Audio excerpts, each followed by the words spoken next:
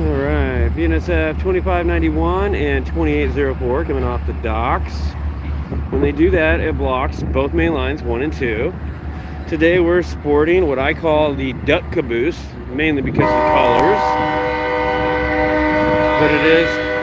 But it is Burlington Northern caboose style.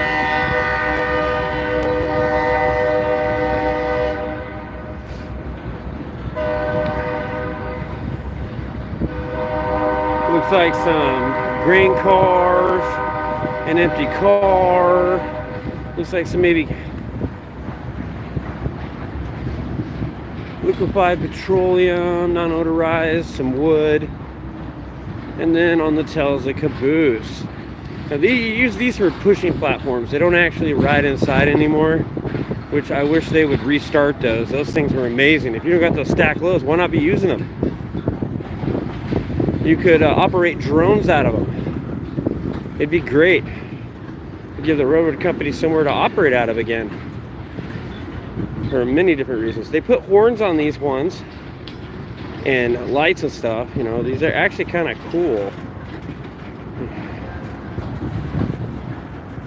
Not to mention they make a great tiny house.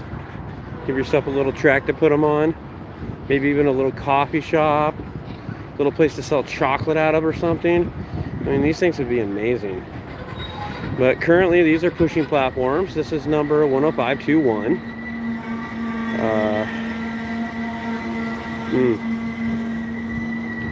Yes, sir.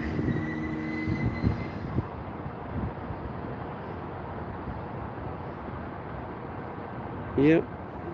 And this came off the docks. Yep, that's just over that way towards the blue building there, and it goes all the way down a ways. They got all sorts of stuff, little docks, you know, to put ships and whatnot, offload them, put them on trucks, put them on train. They store a lot of cars over there, especially grain. Yep. Here we're just waiting. It just showed up. Probably gotta flip a few switches and then come back through. I'm assuming they're maybe going to flip a switch after they go forward enough, and then they're going to back this load up into the yard there, push it towards Fruit Valley. At least that's what it normally does.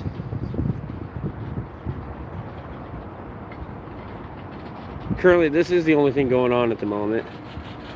I think the 517 is going to be a little bit late, but for train time, pretty much on time, at least so far.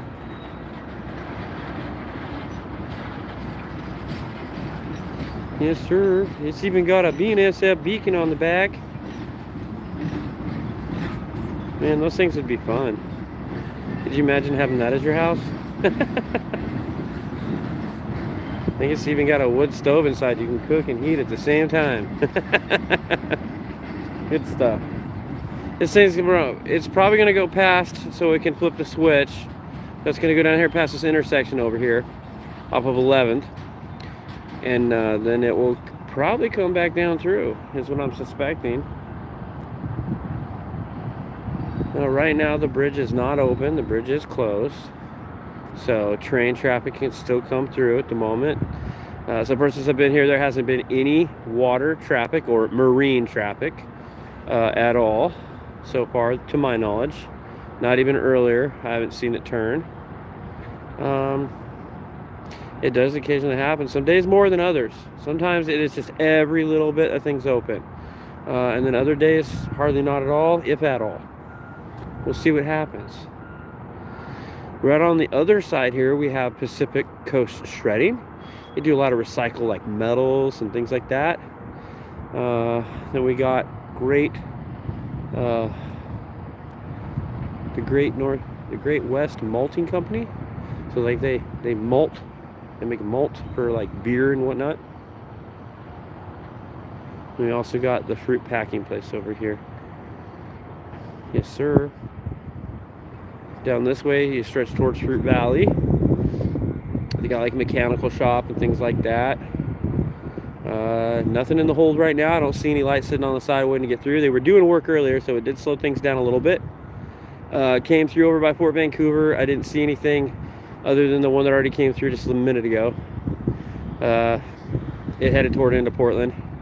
It was cars, and yes, it was loaded.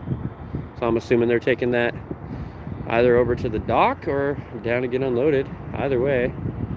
All right, we got a flashing light over there, so they should be backing in here any minute.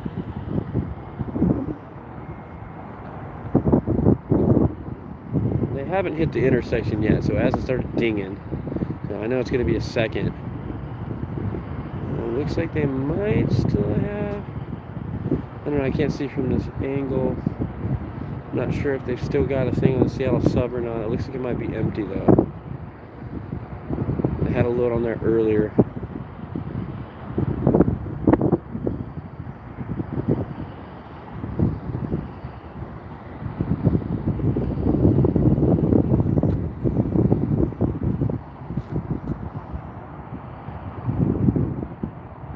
Yes, this is Vancouver, Washington. BNSF. It is called Vancouver Center. This is probably one of the busiest ports on the west coast in the Pacific Northwest. So if you're a rail fan and you don't want to wait all day to see trains, this is usually where you go. This has the most. The most I've ever gotten a day from being up here, a little bit over 100 locomotives from just a Tuesday. That's only happened one time.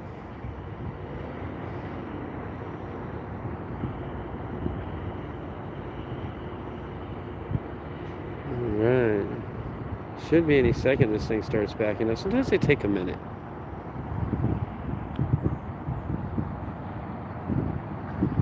Yeah, over here we got the yard. That's where a lot of the people show up and drop the rig off to go to work. Do a lot of crew changes in through here. You got the line that comes over from Chicago all the way over here to Vancouver. Then it goes north to Seattle. That's where most of the traffic comes through. There is some that goes through Portland. This is a very, very busy hub. Usually you see all major rail companies come through here. CN, KCCP, Ferromex, CSX, Norfolk Southern. Haven't seen any foreign power yet today. Doesn't mean it won't happen. But that's what we're looking at the moment. It's actually kind of slow right now, which is kind of weird.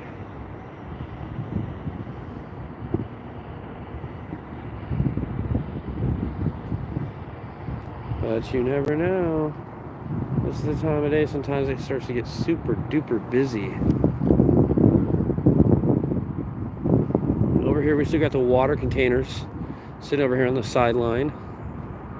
So this line closest to us, that's main 2. The one towards the center is main 1. So when we're on main 1, we have to use this little platform here in the center to get off the train and or load on it, depending on what happens when it shows up.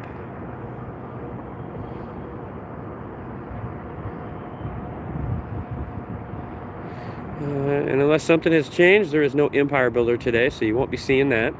Both the trains were parked at Portland Union this morning. Alright, we still have a flashing light for that load to come back through. It's probably taking them a second to get that switch flipped. I can't see from this angle if they got the other light, but they got that one.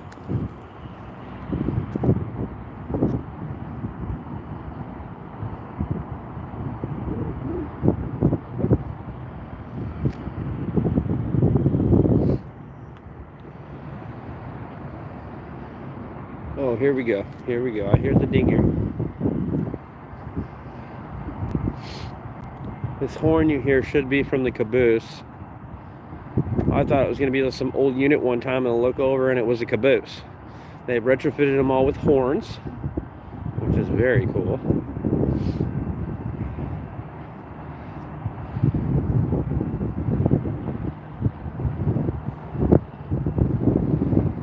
Sometimes you catch a guy on the platform. Most of them are very, very friendly. They like to wave. They have a little push button they can use so they can activate the horn. Ooh, we got a little air traffic there too, headed towards Vancouver Municipal Airport. We do get a lot of small aircraft all day long. Haven't had the jets lately that take off from the Air National Guard over there.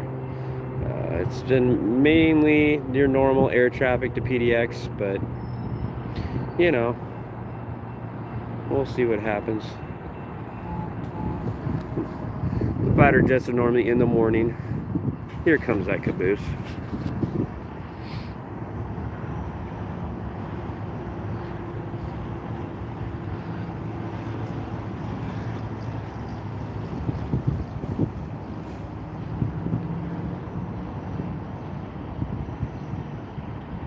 Definitely can't see, you can't see this thing coming. Yellow and green, very distinguishable.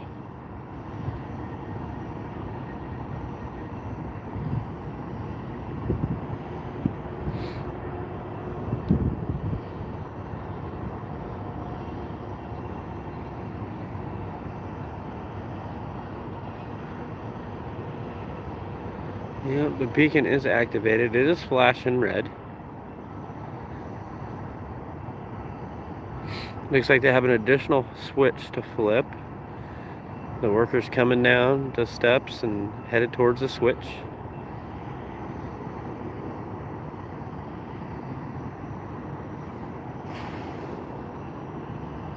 I still don't have any light activation for the 517, so I'm assuming for some reason that's a little bit late. I'll check on that in a little bit. While we're waiting for this guy to flip the switch, if you look back over there, you can see that the other building they're working on now is almost complete. And they didn't take them very long to put that thing up either. I'm not actually sure if it's a new set of apartments or if it's for like low income like the other one they built, but they have been very quick about it. So some of the streets over here are shut down. So if you're riding the train and walking, you got to know which streets are open, because I believe it's until April that they have it shut down. They're on Jefferson from Evergreen down over. You can get through on 11th, or you can take the connector over there at the other point over there. It's a little walk, and it takes you downtown if you go that way. But if you're trying to do the loop, you definitely, when you leave from here, if you're on foot, you'll take King Street, head over towards Mill Plain, and then make your way up. If you can handle the walk, it's actually worth it. You get a lot of nice views. And Google Maps is pretty good about getting you there if you've never done it before. Takes you all the way up to 39th, and then you can decide if you want to take a longer walk down 39th, or if you want to take a shorter one and go down Main Street. There's plenty of places to eat.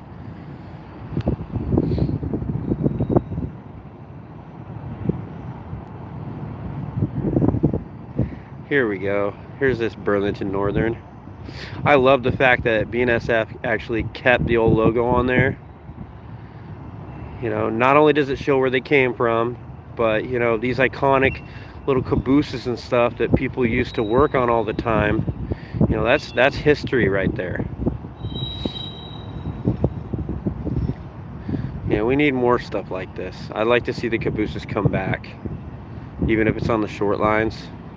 You know, give people a chance to, you know, ride them or whatever. You know, they stopped doing it because, you know, you couldn't see over the double stacked loads. But let's say it's not a double stack load and you're just doing a short one.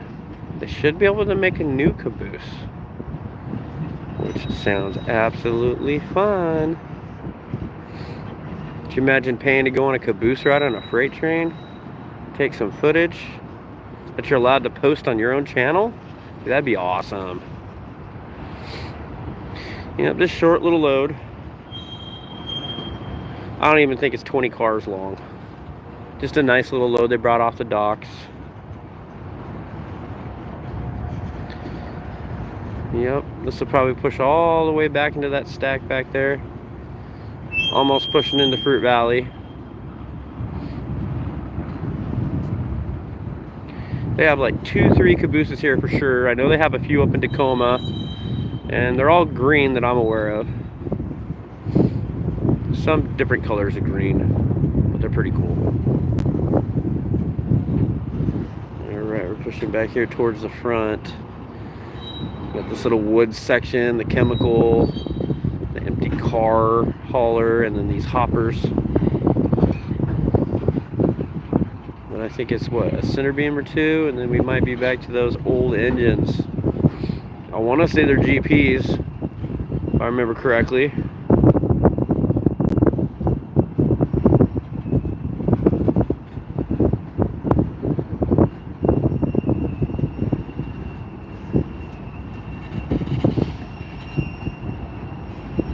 Yeah, here we go.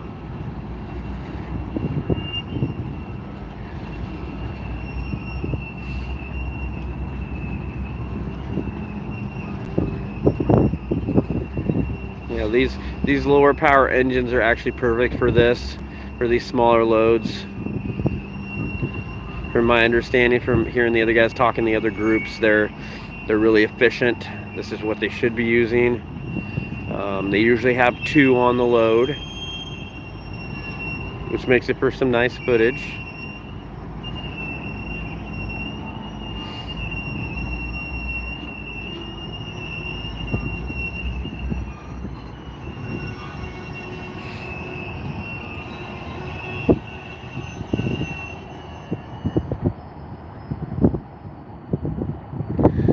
There might be another switch they have to stop to flip. They got quite a few switches that go into the yard. I want to say there's like 12, 13 rows they've got that they can choose from, and that's just in that one section. Fruit Valley's got another section of about that many.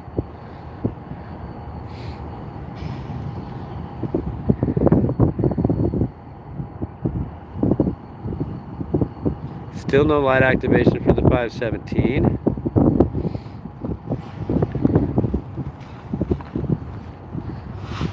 Got a little snow there on the ground still that got piled up.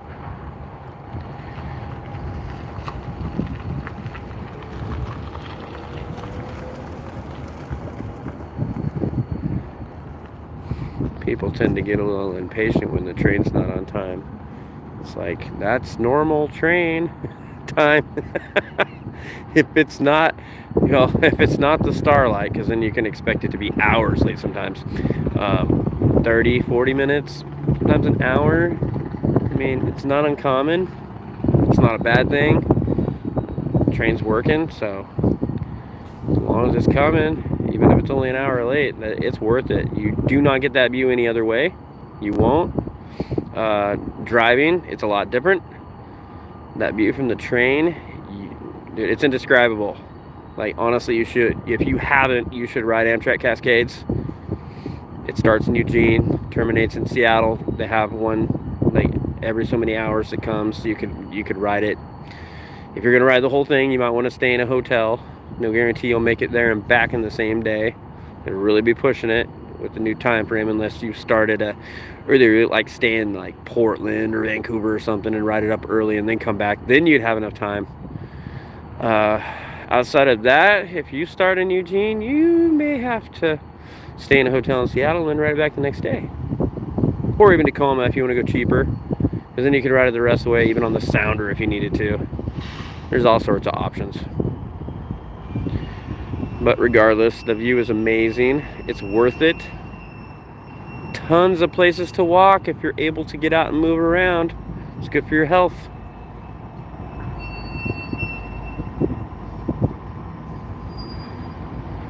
All right. 517 I think is coming in. So I might have to cut this a little short so I can record it for the weekly video and maybe some shorts for you guys. So again, we have BNSF 2804 and BNSF 2591.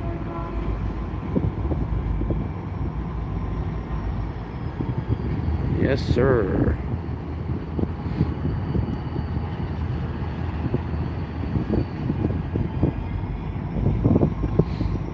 All right. Some good stuff here.